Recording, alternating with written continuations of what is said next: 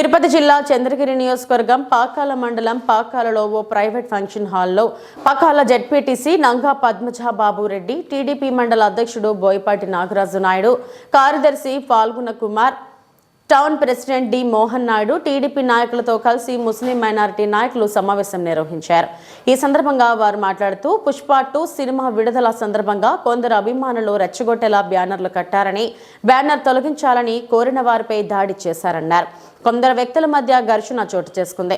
ఈ ఘర్షణ సంఘటనను మాజీ ఎమ్మెల్యే రాజకీయ స్వార్థం కోసం మైనారిటీ వర్గాలపై జరిగిన దాడిగా పేర్కొనడం సమంజసం కాదని అన్నారు. నిరాధార ఆరోపణలతో ముస్లిం మైనారిటీల్లో చిచ్చు పెడితే ముస్లిం మైనారిటీలు ఏకమై తగిన బుద్ధి చెప్తారని పేర్కొన్నారు.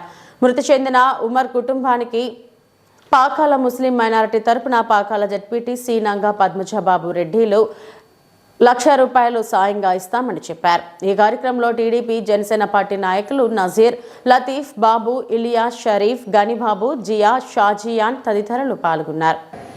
దానికి పెద్ద ఉదాహరణ మన 6 నెలల ముందు జరిగిన ఒక ఇన్సిడెంట్ ఇప్పుడు నేను వివరించాను. అదంతా కూడా మరి మీకు చిత్తశుద్ధి అనేది ఉంటే, ముస్లిం మైనారిటీ సోదరుల పట్ల మీకు చిత్తశుద్ధి అనేది ఉంటే ఆ కుటుంబాన్ని ఆదుకోండి.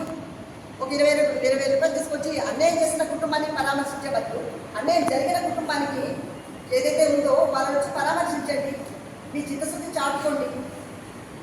మరి మీరంతా కూడా మన ముస్లిం నాయకులందరూ కూడా ఐకమత్యంతో ఏదైతే రికార్డు స్థాయిలో మనం మెజార్టీ తెచ్చుకున్నామో పార్టీకి, అన్నది 30 ఏళ్ళ తర్వాత ఒక ఎమ్మెల్యేని మనం ఇక్కడ తెచ్చుకున్నామో, మరి అదేవిధంగా అదే ఐకమత్యంతో ఎన్ని వ్యూహాలు పనినా కూడా ముస్లిం మైనార్టీస్ వాళ్ళు, అపోజిషన్ పార్టీ వాళ్ళు ఎన్ని వ్యూహాలు పడినా దానికి ప్రతిఫలంగా మనందరం ఐకమత్యంగా ఉండి ఒకే తాటి మీద ఉంటూ పార్టీని బలోపేతం చేస్తారని మనస్ఫూర్తిగా కోరుకుంటూ ఈ అవకాశం ఇచ్చిన ప్రతి ఒక్కరికి పేరు గమనిస్తున్నాం. సినిమా అంటే ఒక వినోదాత్మకమైన విషయం. మరి అలాంటి వినోదాత్మకమైన సినిమా విషయంలో రాజకీయ రంగుని దాని యొక్క మతానికి ఆపాదించి ముస్లిం మైనారిటీస్కి అన్యాయం జరిగాలని అంటున్నారు కదా.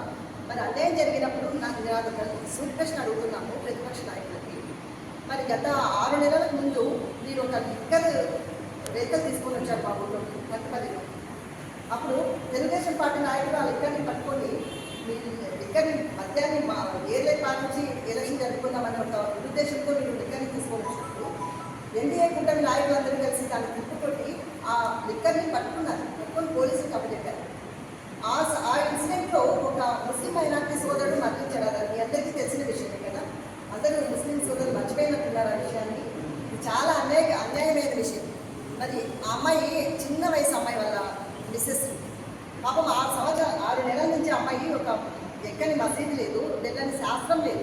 ప్రతి చోటు వెళ్ళి మా ఆయన ఎక్కడున్నాడు చెప్పండి అని చెప్పి ఆ అంజనం వేయడము, శాస్త్రాలు చెప్పి ఇలాంటి అమాయకంగా అమ్మాయి ఎందుకు చూస్తుంది. అమ్మాయి చిన్నపిల్లలు ఎంత హృదయ విదారకమైన పరిస్థితి. ఈ అబ్బాయి చనిపోయిన అబ్బాయి మీ వల్లనే చనిపోయాడు.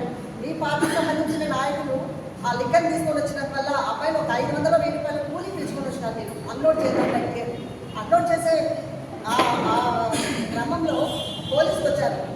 ఎన్డీఏ నాయకులు పోలీసు కంప్లైంట్ ఇచ్చినప్పుడు పోలీసులు వచ్చినప్పుడు అబ్బాయి తప్పించుకుందామని ఒక ఉద్దేశంతో పాపం పోయి అక్కడ పొలంలో ఒక కరెంటు తీగ చుట్టింటే కరెంటు తీగని చుట్టుకొని పడిపోయాడు. అది మీకెవరికి తెలియదా ఆ విషయం? అంటే ఈ అబ్బాయిని వచ్చి మీరు పరామర్శిస్తే, ఆ కుటుంబాన్ని పరామర్శిస్తే మీ స్కామ్, లిక్కర్ స్కామ్ బయట వస్తుందని మీరు దీన్ని దాచిపెడుతున్నారా? మరి ఇది ఎంతవరకు సమంజసమని అడుగుతున్నాను. 20,000 ఇచ్చే ఒక కుటుంబానికి వచ్చి అన్ని అండదండలు ఉన్న కుటుంబానికి వచ్చి 20,000 ఇచ్చే బదులు అమ్మాయిని పరామర్శించే అమ్మ మేము అండగా ఉంటాం అంటున్నారు. మరి ఏ విషయానికి అండగా ఉంటారు? ఈ మండలంలోనే కాదు, ప్రతి మండలంలో కూడా మీ వైసీపీ నాయకులు చేస్తున్న అరాచకాలకు మీరు వెళ్తున్నారు, పరామర్శిస్తూ అండగా ఉంటామంటున్నారు. మన ముస్లిం సోదరుడు చెప్పినట్టు అండగా దేనికి మీరు ఏ విధంగా సంకేతాలు ఇస్తున్నారు మీ నాయకులకి? మీరు ఒక క్రమశిక్షణ కలిగి ఒక క్రమశిక్షణ నేర్పించాలనుకుంటే తెలుగుదేశం ప్రభుత్వంలో ఎంత క్రమశిక్షణగా ఉంటున్నారో చంద్రబాబు నాయుడు గారి ద్వారా మనం ఆ క్రమశిక్షణని అలవాటు చేసుకున్నాం.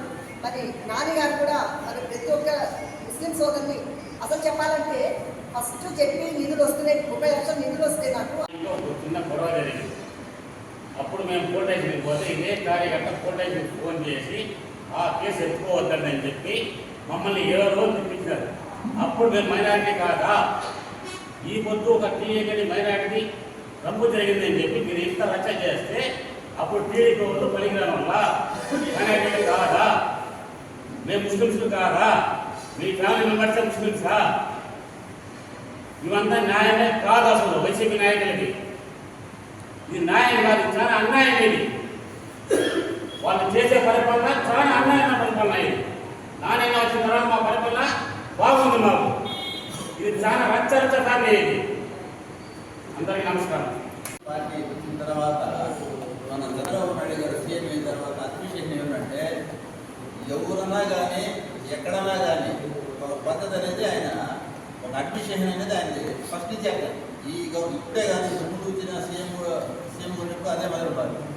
కానీ ఇప్పుడు కూడా ఆయన అడుగు జాడలో నడుస్తామంటే నారాయణ గారు ఎట్లంటే ఆయన ఏమి చెబితే అదే నిష్ట. ఇది అన్యాయమో అన్యాయమైన అక్కడ అన్యాయమే. ఎవరున్నా మన పబ్లిక్లో కూడా ఎవరున్నా వేరే విధంగా అది కొద్దిగా మాట్లాడతాం కూడా ఆయన అర్థం చెప్తాడు. ఏమన్నా నీ పద్ధతి అనేది అంటాం. అంత పద్ధతి అయిన మనిషి మన ఎమ్మెల్యే గారు ఆయన్ని ప్రశ్న చేయాలని వచ్చాడు. ఆయన్ని కించపరిచి ఆయన మన మన మన అతనికి చెడ్డ పేరు రావాలనే సిద్ధంతో ఈ పోటీకి చేసే పనులకు చాలా పద్ధతి కాదు. ఎందుకంటే మన ముస్లిమ్స్ ఎలక్షన్ అయిన తర్వాత ఎలక్షన్ కూడా వాళ్ళ పార్టీ వాళ్ళు మన పార్టీ మనం అల్లాదే వల్ల మన నారాయణ గారు మంచి మెజార్టీ గెలిచారు. మన చంద్రబాబు నాయుడు గారు మంచి మెజార్టీ భారీ మంచి మెజార్టీ గెలిచారు.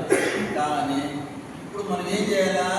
ముస్లిం పెట్టాలంటే ఇది అంత పద్ధతి కాదు. ఎందుకంటే పద్ధతి మార్చుకుంటే పద్ధతి బాగుంటుంది. ఇప్పుడు కూడా ఏం చేస్తున్నాము?